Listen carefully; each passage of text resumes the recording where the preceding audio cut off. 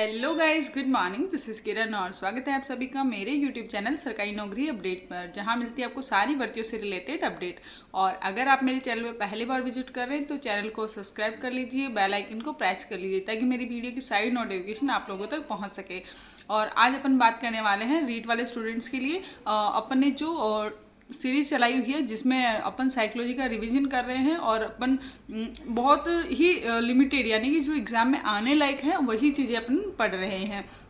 तो अगर आप भी अपना रिवीजन कर रहे हैं, करना चाहते हैं, तो आप भी हम लोग मेरे साथ जुड़ सकते हो और अपनी जो तैयारी है उसको बेहतर बना सकते हो। और इसी के साथ अपने को बराबर मतलब मॉक लगाने हैं। आपको अब डेली एक मॉक लगाना है और अपनी चीज़ों को एनालाइज करना है।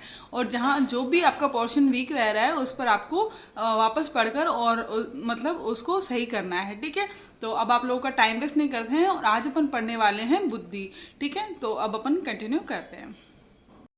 ओके तो अब अपन पढ़ लेते हैं बुद्धि। बुद्धि जो है देखो सन 1885 में फ्रांसिस गाल्टन के द्वारा बुद्धि शब्द का प्रतिपादन किया गया है। ठीक है, तो आपको याद कर रख लेना है 1885 में फ्रांसिस गाल्टन ने किसका शब्द मतलब बुद्धि शब्द का प्रयोग किया। ठीक है, प्रतिपादन किया। उसके बाद बुद्धि का वर्गीकरण देखते हैं तो थॉर्नडाइक ने 3 प्रकार बताए और गैरेट ने भी इसके 3 प्रकार बताए हैं। ठीक है, थॉर्नडाइक ने बोला है यांत्रिक बुद्धि, अमूर्त बुद्धि और सामाजिक बुद्धि। और जो गैरेट है उसने यांत्रिक बुद्धि को क्या बोला है, मूर्त बुद्धि और अमूर्त बुद्धि और फिर सामाजिक बुद्धि। अपने ये 3 बुद्धि के टाइप इन्होंने बताए हैं। ठीक है, उसके बाद अपन देखते हैं मूर्त बुद्धि क्या है, यांत्रिक बुद्धि क्या है और अपना जो सामाजिक बुद्धि है वो क्या है। मूर्त बुद्धि है उसके अंदर यांत्रिक बुद्धि को अपन मूर्त बुद्धि बोलते हैं। अमूर्त बुद्धि जो पुस्तकीय बुद्धि है, वो सारी जो किताबें कॉपियाँ और इनसे रिलेटेड जो पुस्तक से पढ़ने वाली सारी चीज़ें हैं वो सारी अमूर्त बुद्धि हो जाएगी। और जो समाज से रिलेटेड है वो सारे आपके सामाजिक बुद्धि के अंदर आ जाएंगे। ठीक है, और जो यंत्रों से रिलेटेड है वो इसमें आ जाएगी ना आपका मूर्त बुद्धि में। अब देखो कारीगर हो गया, मैकेनिक हो गया, ये सब सारे किस में आ जाएंगे, आपके मूर्त बुद्धि में आ जाएंगे। लेखक हो गया, आपका दार्शनिक हो गया, ये सारे आपके किस में आ जाएंगे, अमूर्त बुद्धि में आ जाएंगे। और आपका जो देखो नेता, अभिनेता और ये सब किस में आ जाएंगे, आपके सामाजिक बुद्धि के अंदर आ जाएंगे। अब देखो ये आपको बहुत अच्छे से याद रखना है। बुद्धि का मापन देखो, बुद्धि मापन 1905 में किया गया, 1916 में किया गया, 1917 में किया गया और 1922 में किया गया। 1905 है, इसमें अल्फ्रेड बीने ने जो कहाँ के थे, फ्रांस के थे, उन्होंने 30 क्वेश्चन लिए और 3 से 14 वर्ष के जो बालक थे उनके लिए ये शाब्दिक परीक्षण था और मतलब शाब्दिक और व्यक्तिगत परीक्षण था। और इस परीक्षण को क्या बोला गया, बीने साइमन परीक्षण बोला गया।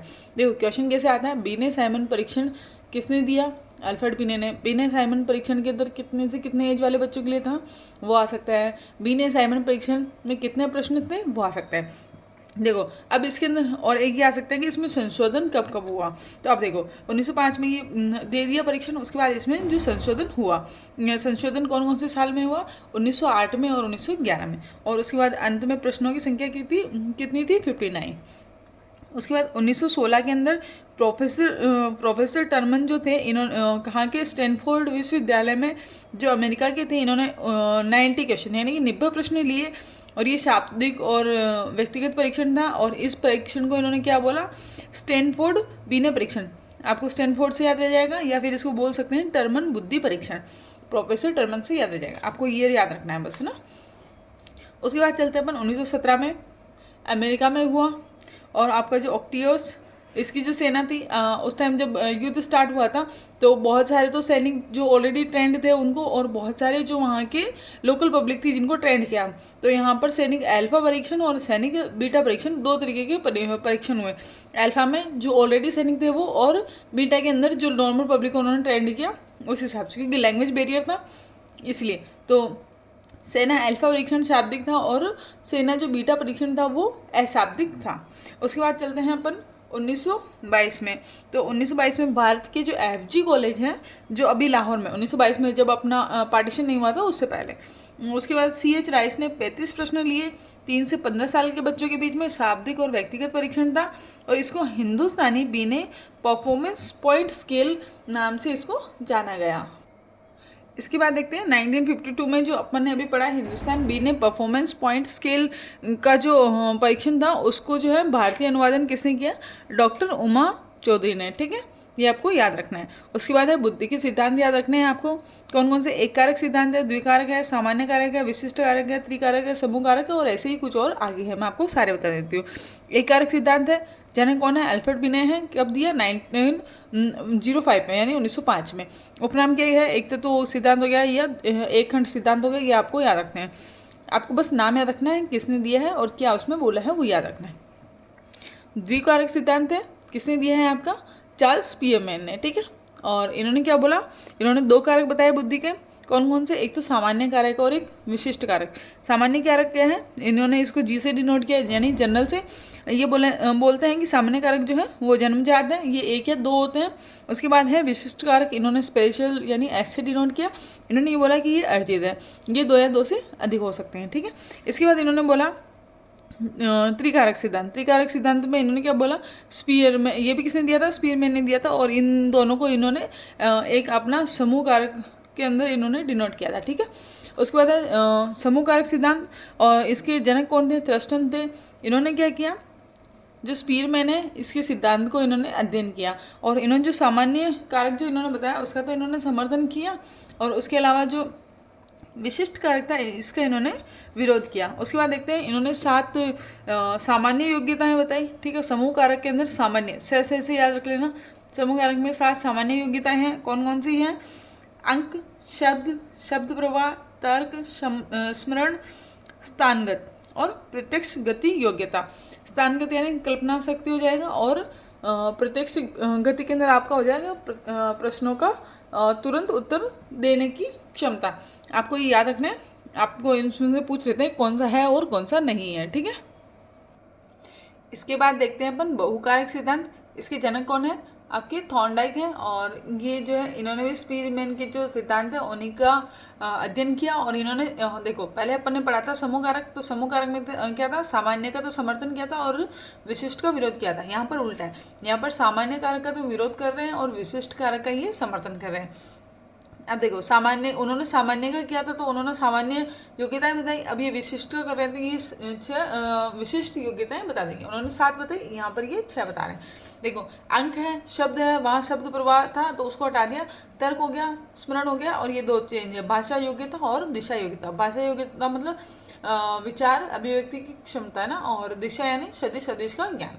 उसके बाद है इन्होंने जो है अपने जो बुद्धि है उसकी तुलना किससे करी? बालू रेत या फिर बालू जो है उसके टीले के समान, ठीक है। इसने उपनाम याद रखने हैं आपको। बालू के टीले, परमाणुवादी सिद्धांत, मात्रा का सिद्धांत और बहुतत्व का सिद्धांत या फिर बहुखंड का सिद्धांत। अब देखते हैं अपन त्रिआयाम सिद्धांत। जनक कौन है इनके? गिलफोर्ड। और कारक शब्द की आलोचना इन्होंने की। इन्होंने पहले तो अपन बुद्धि के कारक मान रहे थे, अब इन्होंने कारक की जगह क्या बोल दिया? इन्होंने आयाम बोल दिया, ठीक है। बुद्धि में आयाम उपस्थित होते हैं ना, इन्होंने कारक शब्द को हटा दिया। अब बुद्धि के 3 आयाम बताए। कौन कौन से? विषय वस्तु, संक्रिया या फिर और उत्पाद। विषय वस्तु यानी कि आपका जो हो जाएगा कंटेंट, संक्रिया यानी ऑपरेशन, और उत्पाद यानी प्रोडक्ट, ठीक है। और इन्होंने बुद्धि है वो C × P × O कर दी, ठीक है। और कुल बुद्धि के खंड बता दिए। अब इन्होंने 3 मॉडल दिए। एक दिया इन्होंने 1967 में, एक 77 में और एक 81 में। C, O और P तीनों को अलग अलग कर दिया। और इन्होंने 67 में जो है आपके 4 विषय वस्तु ली, और मतलब 5 और 6, ये तो आपकी फिक्स ही रहेगी, 5 संक्रिया है और 6 उत्पाद है, और टोटल जो कुल खंड है वो 120 हो जाएंगे। ऐसे ही 77 में इन्होंने 5 संक्रियाएँ ली, और फिर इसको ऑपरेशन और आपका जो उत्पाद है और उससे मल्टीप्लाई करके, और इन्होंने 150 इसे कुल खंड बता दिए। ऐसे ही 81 में 6 ली, ठीक है। ये 2 कांस्टेंट रहेगी, और इसको अपन एक एक इंक्रीज कर रहे हैं, ठीक है। आपको याद रखने के हिसाब से बता रही हूँ। ये 1 होगी, और सर्वाधिक जो मान्य है वो आपकी 120 ही रहने वाली है। इसके बाद अपन इसके उपनाम देख लेते हैं। तो इसको C × O × P का सिद्धांत भी कह सकते हैं, इसको 3D सिद्धांत कह सकते हैं, इसको मॉडल सिद्धांत कह सकते हैं, इसको त्रिविमीय या फिर त्रिदिशीय सिद्धांत भी कह सकते हैं। आपको इनके जिनके मैंने उपनाम लिखे हैं उनके उपनाम याद रखने हैं, ठीक है। उसके बाद है क व ख का सिद्धांत। जनक कौन है? क्रिस हैब है, और इन्होंने भी स्पीयरमैन के जो द्विकारक सिद्धांत है उनका अध्ययन किया था। इन्होंने जो सामान्य कारक था उसको क सिद्धांत बोल दिया, और जो इसका विशिष्ट कारक था उसको इन्होंने ख सिद्धांत बोल दिया है, ठीक है। और इसके बाद है तरल व ठोस बुद्धि का सिद्धांत। जनक कौन है? केटल है। तरल को इन्होंने जन्मजात बोल दिया और ठोस को इन्होंने अर्जित बोल दिया। ठीक है, आपको ये और इनके जनक के नाम और ये चीज़ याद होनी चाहिए। लेवल 1 और लेवल 2 का सिद्धांत, यानी लेवल 1 और 2 का सिद्धांत है, ये किसने दिया था? जॉनसन ने दिया था। ठीक है, और बुद्धि का जो प्रतिदर्श का सिद्धांत है, ये किसने दिया था? थॉमसन ने दिया था। बुद्धि का आश्चर्यजनक का सिद्धांत है, ये किसने दिया था? डॉक्टर BS प्लूम ने दिया था। और फिर आपका जो पदानुक्रमिक सिद्धांत है, ये किसने दिया था? सिरिल बर्ट तथा बर्नर ने दिया था, वर्नर बर्नर। ठीक है, और बहुबुद्धि का सिद्धांत ये किसने दिया था? हार्वर्ड गार्डनर वो मर्फी ने दिया था। और देखो इन्होंने आपको ये याद रखना है, बहुबुद्धि का सिद्धांत मोस्टली क्वेश्चन पूछते हैं, बहुबुद्धि हो गया या फिर आपका एक जो अपन ने अभी थोड़ी देर पहले पढ़ा था उसके बारे में, है ना। मतलब सिद्धांत आपको सारे ही बहुत अच्छे से याद रखने हैं और इनमें से आपका क्वेश्चन आएगा ही आएगा, 100% आएगा ना। अब देखो इन्होंने जो 9 प्रकार बताए बुद्धि कौन कौन से हैं? भाषाई बुद्धि है, स्थानीय बुद्धि है, तार्किक बुद्धि है, संगीतात्मक बुद्धि है, शारीरिक बुद्धि है और अंतर व्यक्तित्व बुद्धि है, अंतरा व्यक्तित्व बुद्धि है, प्राकृतिक बुद्धि है और अस्तित्ववादी बुद्धि है। ये जो दोनों बुद्धि है ये 98 में आई थी और जो आपकी अस्तित्ववादी है वो 2000 में आई थी। इसके अंदर भाषा में आपकी जो भाषा है वो आ जाएगी। स्थान में आपका जो स्थान है जैसे आपकी सेनाएं हैं जल थल वाली, वो सारी आ जाएगी। तार्किक में आपकी जो आपका बोलते हैं अपन रीजनिंग वाला पोर्शन है वो चीज़ आ जाएगी। संगीतात्मक में आपका संगीत आ जाएगा। शारीरिक में आपका जो सारे खेलकूद है वो आ जाएंगे। अंतर व्यक्तित्व के अंदर अंतर व्यक्तित्व इसका डिफरेंस आपको मालूम होना चाहिए। अंतर व्यक्तित्व मतलब जो दूसरों को अपन देखते हैं वो, और अंतर व्यक्तित्व मतलब खुद का। ठीक है, अंतर मतलब दूसरा और अंतरा मतलब खुद का। ठीक है, प्राकृतिक में आपकी प्राकृतिक वाली बुद्धि आ जाएगी और अस्तित्ववादी के अंदर आपका जो साधु संत वाला है वो वाला सब कुछ आ जाएगा। इसके बाद बुद्धि का जो लास्ट वाला टॉपिक बचता है वो है अपना IQ।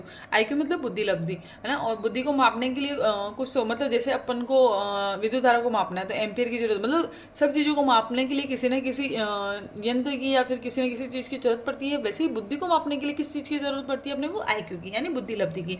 देखो मानसिक आयु के सूत्र को डालने का कार्य 1912 में स्टर्न ने किया था। ठीक है, सबसे पहले इसका जो सूत्र है वो किसने डाला?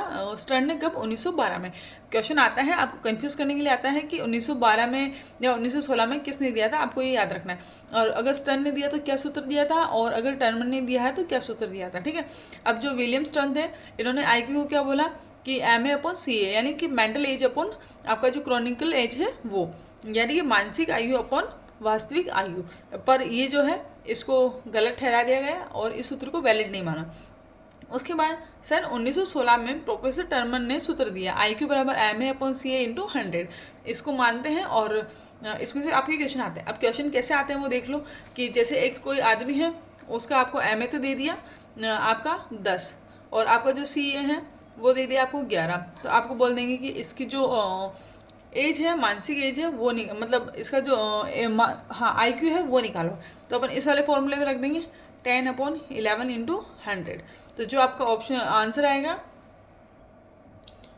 ठीक है, अब जो भी इसका आंसर आएगा उसके हिसाब से अपन देख लेंगे कि अपना जो आंसर है वो इन सब में कहाँ पर आ रहा है। अगर अपना आंसर 0 से 25 के बीच में आता है तो जड़ बुद्धि हो जाएगा, 26 से 50 के बीच में आता है तो मूढ़ बुद्धि हो जाएगा, और 51 से 75 के बीच में आता है मूर्ख बुद्धि हो जाएगा, और 76 से 90 के बीच में आता है मंद बुद्धि हो जाएगा, 91 से 110 के बीच में आता है औसत बुद्धि आ जाएगा। अपना इसका आंसर भी इसी के बीच में आएगा। ठीक है, और 110 से 111 से 120 के बीच में आता है तो श्रेष्ठ बुद्धि हो जाएगा, 121 से 139 के बीच में आता है तो अति श्रेष्ठ हो जाएगा, और 140 से प्लस आएगा तो प्रतिभाशाली या फिर आपका सृजनात्मक बालक हो जाएगा। अच्छा, आपको ये याद रखना है, और मैंने जो भी बुद्धि के अंदर पढ़ाया है वो पूरा का पूरा इंपॉर्टेंट है, ज़्यादा पेज नहीं, 4 से 5 पेज है। आपको ये पूरा पूरा याद रखना है, बहुत ज़्यादा इंपॉर्टेंट है और आपके लिए पढ़ते हो तो आपके लिए ज़्यादा हेल्पफुल रहेगा ही सही। सो आई होप आप सभी लोगों को ये वाली वीडियो अच्छी लगी होगी। अगर वीडियो अच्छी लगी है तो लाइक करना है और शेयर करना है अपने दोस्तों के साथ, और चैनल को सब्सक्राइब करना है। और इसके अलावा अगर आपको कोई भी प्रॉब्लम आ रही है, चाहे आपके वो नोट्स हो, चाहे रिवीजन हो या कोई भी, तो आप मुझसे कमेंट बॉक्स में पूछ सकते हैं। और thank you so much guys, आप अपना कीमती समय दे रहे हो उसके लिए।